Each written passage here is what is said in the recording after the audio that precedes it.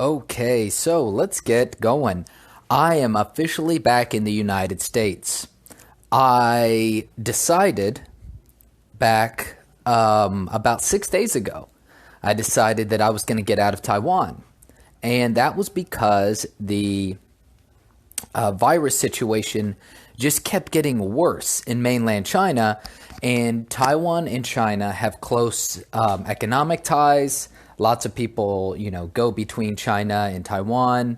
To be honest, lots of people go between China and everywhere, especially any part of Asia, Southeast Asia, Japan, Korea, all over the place. And that's actually why a lot of these countries over there are worrying about the situation with the virus, because lots of them have large amounts of people that go to and from China. As it stands now, Taiwan only has about 10 confirmed cases of the virus, which is good. I mean, of course, it'd be better if there were none, but 10 is better than, what's going on in China, which is like hundreds of thousands, whole cities quarantined. So that's the situation there. So here was my experience going through the airport. I was a little surprised. When I went through the Taiwanese airport, I really didn't encounter any extra screening measures. People have been saying that if you go through any airport, they are checking your temperature, whether you know it or not. So I'm sure that my temperature was probably checked. Of course, I felt fine. But here's something that I did not like to see. I definitely know for sure that there were people on my flight that were from mainland China. Like they made a connection from mainland China to Taiwan to the US. That I'm not too fond about. In fact, I met an American woman who is, I presume, of Chinese ancestry, who was going to see her in-laws who lived in China. And so her husband was definitely Chinese. And so that's where she was at. She was in the mainland for several days and then came through to Taiwan in the Taiwanese airport. And that pissed me off a little bit because I'm thinking like, okay, I don't know. Like, I think Americans should be able to get through. I think that's, for sure. But definitely, I think anyone coming from mainland China should have to get checked. Like, I don't think that people should be able to go through, be like, oh yeah, I was staying at somebody's house in mainland China and during the Lunar New Year, and now I'm coming back to America and I can just, there's no check at all.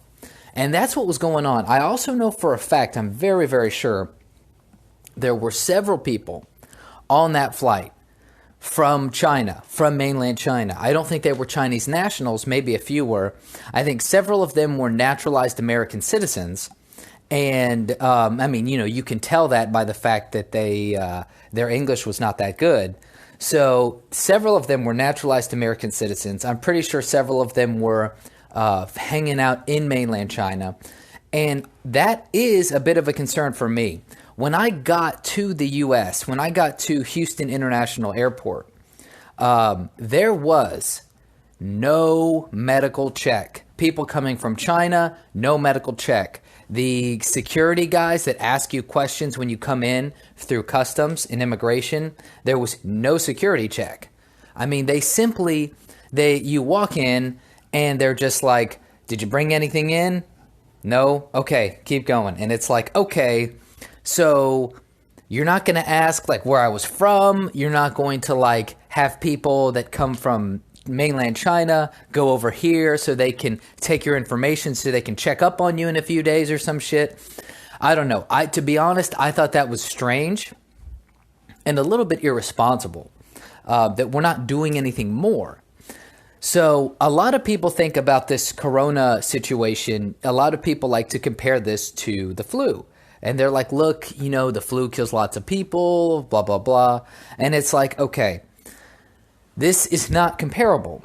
we don't understand enough about this virus. That's one of the biggest things. I mean, that's why I left, because China is taking huge steps to mitigate the spread of this virus in mainland China. I mean, their economy, which is the main thing that they run on, the Communist Party controls China on the basis of the economy is good because we are controlling and making decisions. So if you want your life to continue to improve, you have to trust in the party.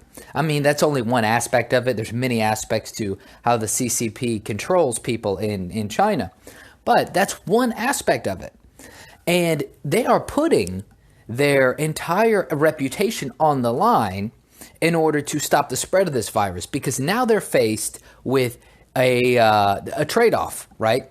If they don't stop the spread of the virus, and because they don't know, fundamentally, I think one of the biggest problems with this thing is nobody knows how deadly this is and like what can happen if it gets out of control. So if this was like a regular cold situation, I don't think there would have been any advanced measures taken by the Chinese government. I think that they would have just let it run its course because people get the cold and the flu all the time. The question is, what is the severity of it? And how is it different from other types of flu strains that people get regularly? So with this situation, they're putting their reputation, they're putting the economy on the line. If you don't know anything about mainland China, they don't shut down whole cities for this long a period of time. Like, they just don't do that. I mean, the effect on the economy is huge.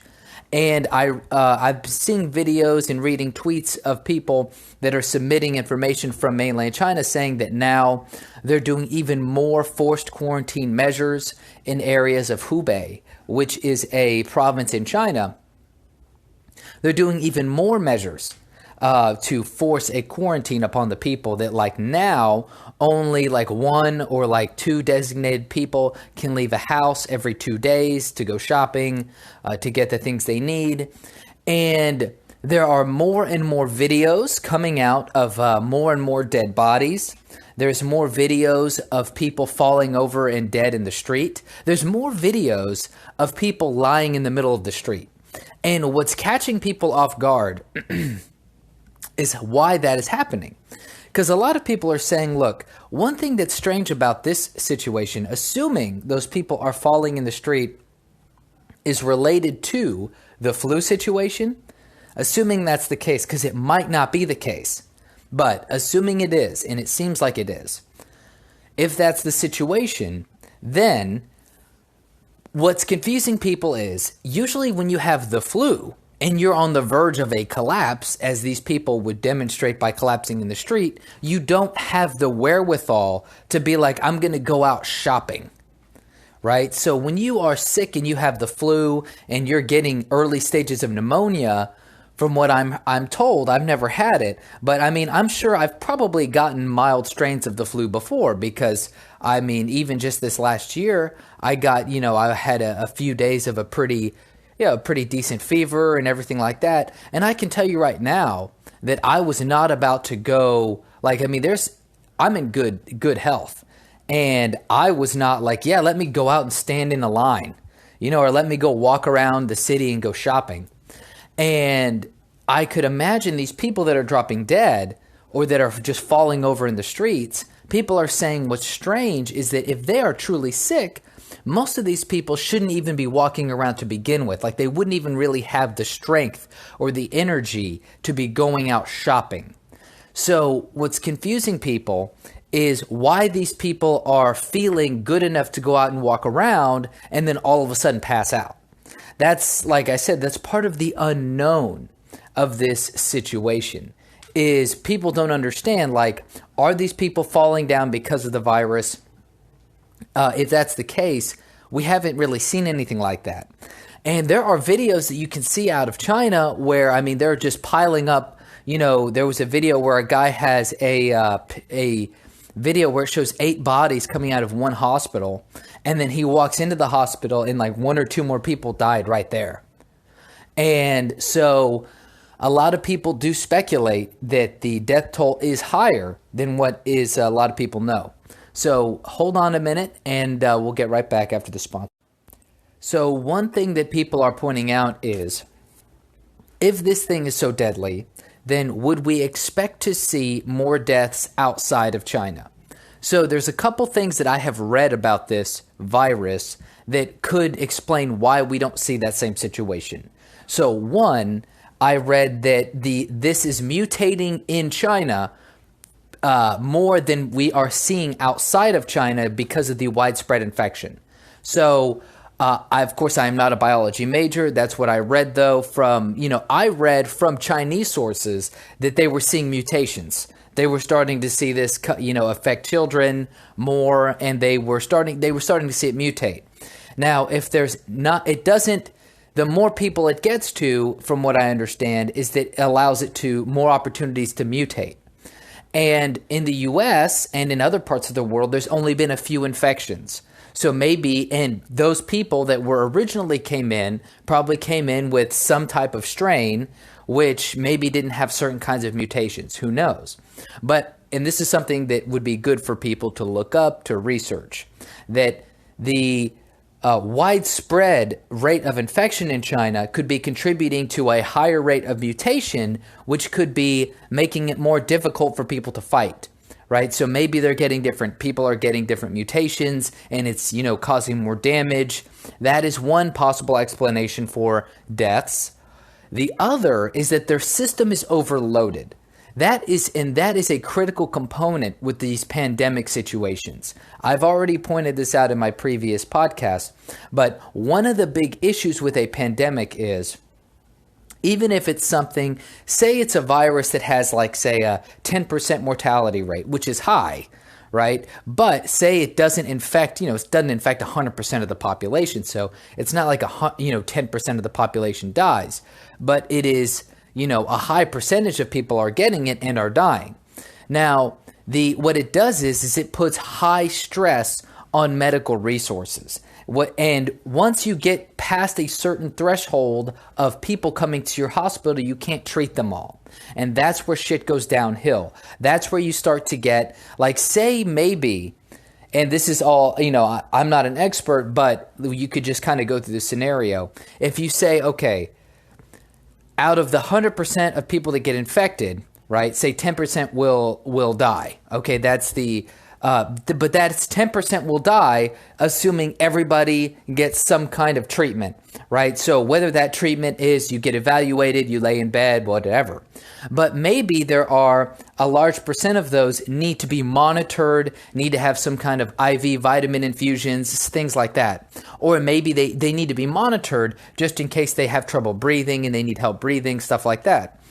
Well, once the medical resources are exhausted to an extent, so once you have too many people going after too few resources, there are going to be certain people that need the care to survive that would recover if they got the care, but they're not going to get the care, so they're going to die.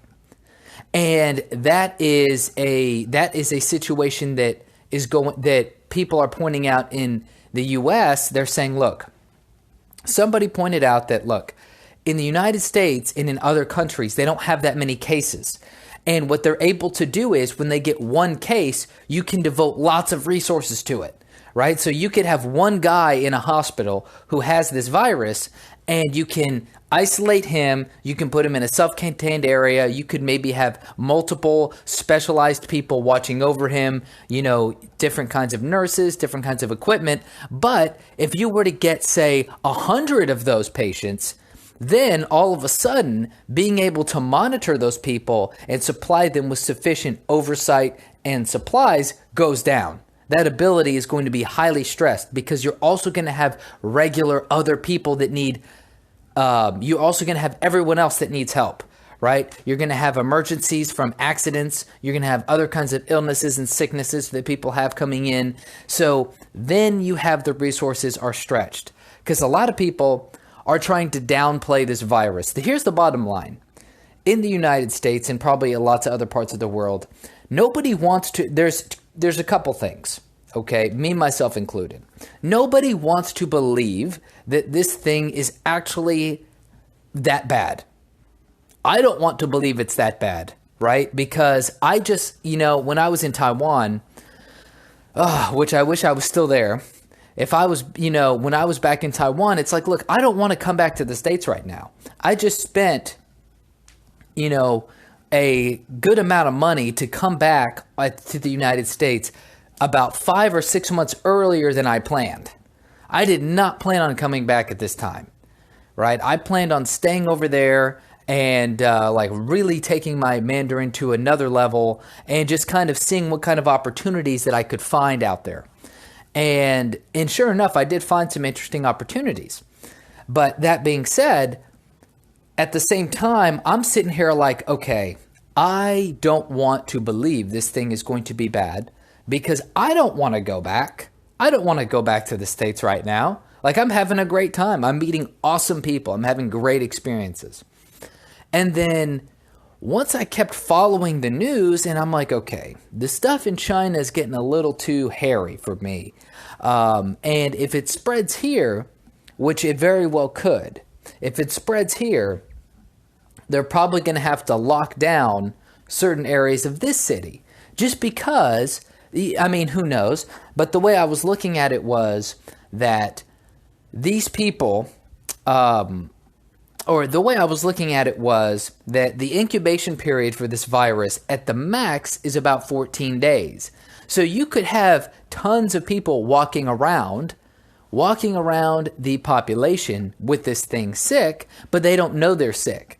And then in a week or 2 weeks, all of a sudden people are like, oh, I've got a fever. They start showing up at the hospital. But meanwhile, they've already infected maybe 1 or 2 people, and those people have been infecting people.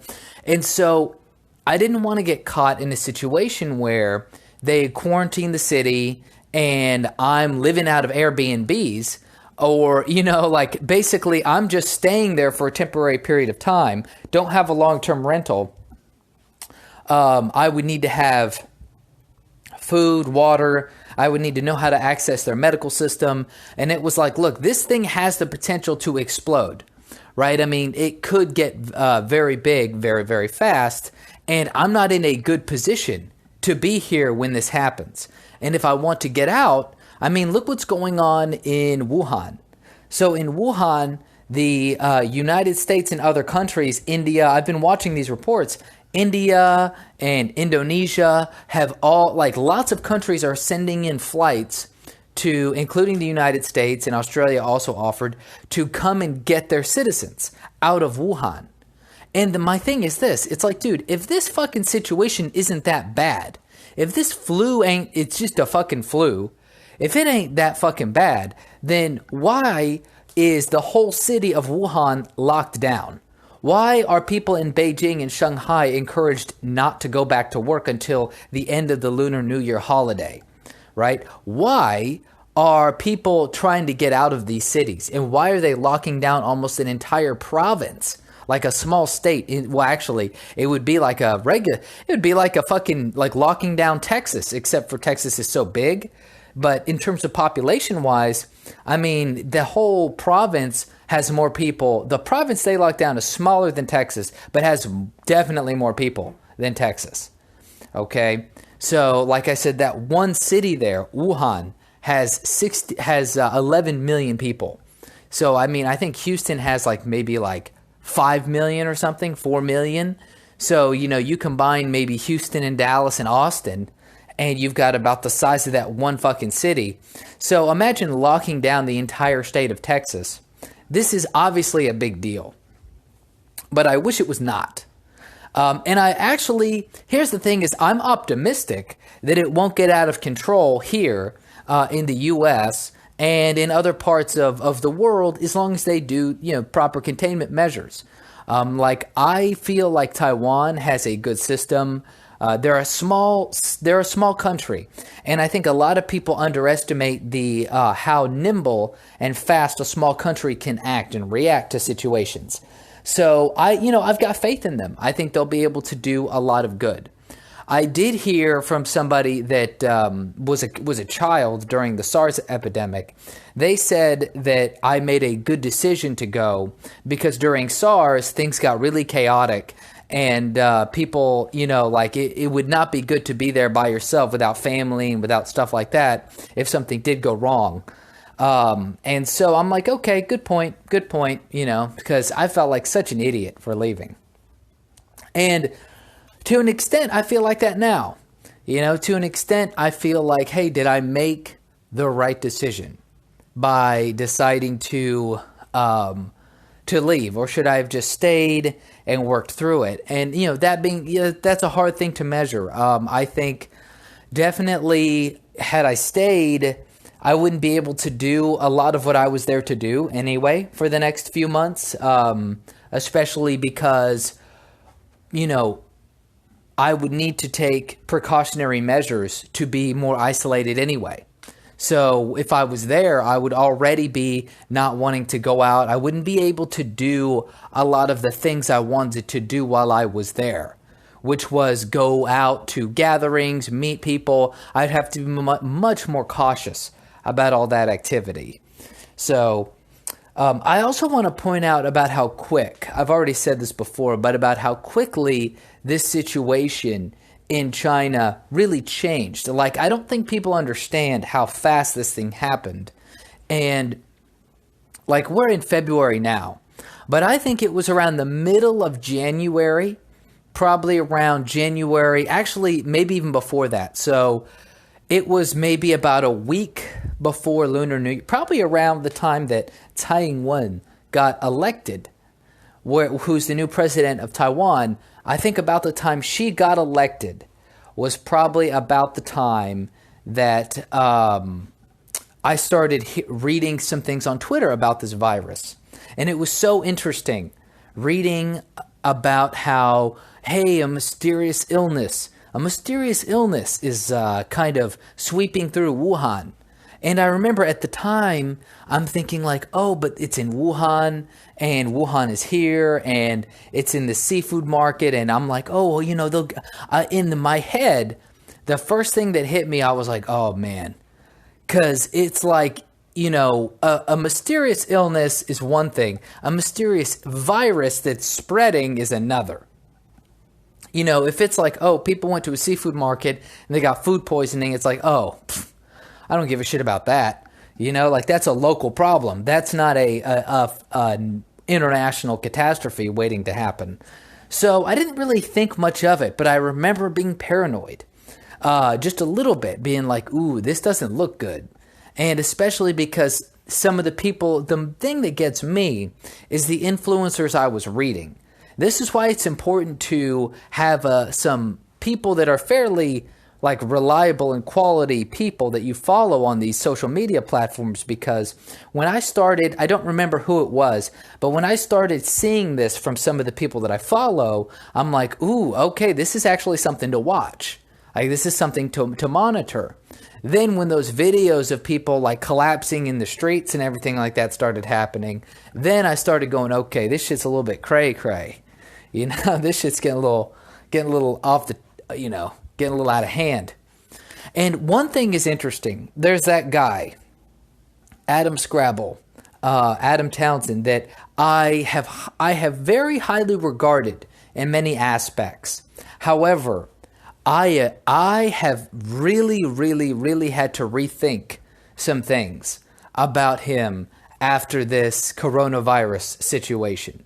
So when this coronavirus outbreak happened, he was very much saying that this was he didn't say the virus didn't exist, but he was saying the panic was manufactured, that it was a hysteria created by the media, and that he, from what I recall, he put out a good tweet thread that was based around the fact that China is potentially using a quote-unquote coronavirus outbreak to imprison more people, to create prisons. And I don't think that that's impossible.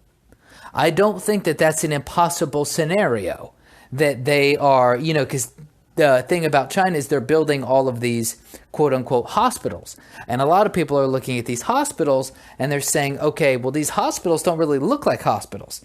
You know, some of these hospitals look kind of like prisons. And I agree. I even saw one up close in a video, and it's like, oh yeah, I mean, they look like cells. They look like prison cells. And that being said, though, a lot of people are like, yeah, they look like prison cells because they're meant to keep the people in there that are infected. Like, it's pretty much like, hey, you know, when they get too many people, maybe they just start funneling people in there that are infected, and they're just like, you're not getting out until you get better, kind of situation. And anyway, I'm disappointed. I'm a little disappointed in that I thought about using his tweets to stay in Taiwan. Like, I read his stuff and I'm like, okay, maybe this is just hysteria, mass hysteria and panic. It's maybe not as real as it looks. And here's the thing is we still don't know yet 100%. But I would say this. Now looking at the situation, it does not look like this is just mass hysteria. I mean, it just does not. I cannot imagine a situation where China is closing down an entire province, where they are, you know, telling people in Shanghai and Beijing, you can't go out unless it's like absolutely essential. Where, I mean, people across all of the country are not able to go about their normal economic lives. The Chinese stock market is taking a hit. They just announced that they're going to have to do stimulus measures for their economy. And their economy already wasn't growing that high. You know, when I was in high school, I think China's economy was growing between like 10 and 12% per year. When I was in college and I went to go visit China, I think their GDP was still at least over 8%. Now it looks like it's, you know, lower than 6% or 5%. And this having to shut down their economy to battle this virus just doesn't look like something that they would do if they were merely combating, if they were merely just trying to, you know, throw some dissidents in prison or something like that. Then again, we don't know for sure. So, you know, it remains to be seen. I definitely know, like I said, I mean, there's videos coming out of, you know, people are recording body bags and people are recording people dying and falling on the streets and things like that. I think part of the reason these are getting out is because of the sheer volume, and also, yeah, because I think a lot of Chinese government resources are being devoted to this situation. And so you just can't control everything. They never could. I mean, information always came out about China. But it was maybe easier to contain when you didn't have to worry about, you know, devoting so much manpower to treating a pandemic. So I also want to talk for a second about how we see how quickly things can change. Assuming this is a real pandemic, which I believe it is, over in China, then what we see is very interesting. So China, you know, not too long ago was basically threatening Taiwan because Taiwan went ahead and elected a president who said that Taiwan was independent, an independent country. And then China threatened them by sending out a propaganda picture of their military hanging around the southern tip. It showed their military with a map of southern Taiwan. And the impression people were supposed to get was that they might land in southern Taiwan and do something there. And that happened after their new president got elected. And then a week or two later, the whole country is shut down because of a virus pandemic. And it just goes to show you, you know, there are people that I have been following on Twitter that, you know, consider themselves, you know, economic and political experts. And after reading enough of Nassim Taleb, I really look at most of these experts with a very skeptical eye. because a lot of them make predictions and talk about world events based on, theory of understanding the world. And for them to be correct, they have to believe that they totally understand the world and its complexity to make an accurate prediction. Whereas if you read enough Taleb and other people like Joe Norman and stuff like that, you know that there are so many possible things that can change and interrupt the system that have asymmetric effects that can totally change the game, right? So with this situation, the geopolitical situation between China and Taiwan, and China and maybe other parts of the world, has been changed. The short-term calculus has been changed by this virus. Right now, if the United States wanted to launch something against China, it would be totally different than if we were to launch something against China in the middle of June of last year.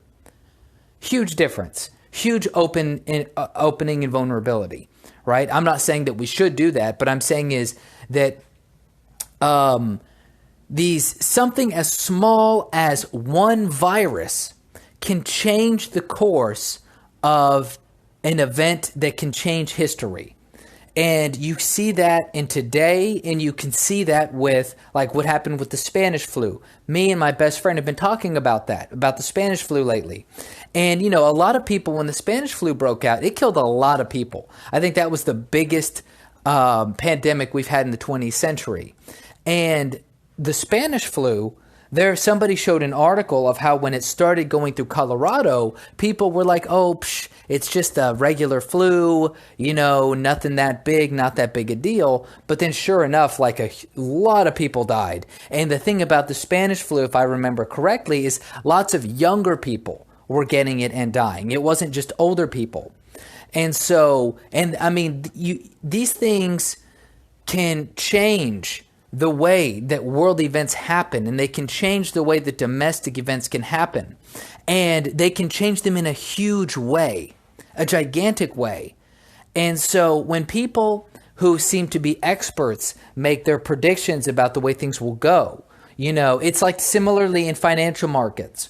One of the big problems with financial people that make financial predictions is that they usually their models fail to encompass all the potential variables that have asymmetric effects. So things that come into your model that you didn't expect can have an outsized outcome in some area or another. And that's what we saw with the financial crisis in QE. So people like Peter Schiff, Peter Schiff is like, look, I'm not wrong. I actually think Peter Schiff's reasoning is sound, but the world, complex systems don't react through pure reason. Like you don't just reason your way to, economic catastrophe. It's like shit goes wrong in a lot of different ways. And I think Peter Schiff is very sound in lots of his analysis. But at the same time, if people, whenever people ask Peter Schiff, like, why have we not seen it? He's like, look, I didn't think the Fed was going to be able to keep rates at zero for so long. I didn't think they would do it. And not only that, I didn't think if they did it, people would buy into it for so long. And it's like, well, there you go. There you go. Like that is something that he did not expect to happen. And if you were to make bets on his predictions, then in many ways you would have been wrong. But the thing is about his predictions is that whether you're wrong now or not, it's still a good idea to have a lot of them. So anyway, that's all I got to say today. I hope that we start to see, I've heard that from many people that a lot of people expect to see the end of this virus happen probably in the next couple months, or at least the peak to happen in the next couple months. And I hope that's the case. I also am interested to see where I'm going to be, right? Because once again, I talked about predictions and things. I planned on being in Taiwan for a good part of this year, if not the entire year. And this one situation changed everything. Now I'm back in the United States. So now what am I going to do is the question. How am I going to react? What is my future year going to look like? This is going to be interesting. So that's all I got for today. You can follow me on my blog, tstutch.com. You can follow me on my YouTube, which you should, Taylor Space Stutch. Like and subscribe. You can email me, tayradio1@gmail.com. Twitter, tstutch1. Thank you. All right, everybody. So I'm back in America after an abrupt ending to my planned 6 weeks, to my planned 6 months trip, living, sabbatical, adventure, exploration of Taiwan. My original plan was to be there for 6 months to a year. I was going to visit many places in Asia while there. And now, after a month of time, I find myself back in H-Town. I'm not too happy about that, I can say. But why did I come back? And will I go out again? You'll listen. You'll find out. In this episode, I'm going to talk more about Corona, some interesting things I saw and observed on my way back to the States on the plane, and what does all this shit mean, bro? Well, take a listen, brusky. We're about to find out. You can follow me on YouTube, like and subscribe, Taylor Space Stutch. You can follow me on Twitter, tstutch1. You can go to my website, tstutch.com, tstuch.com.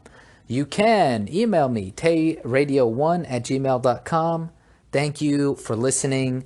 Thank you, everyone. Enjoyed the episode.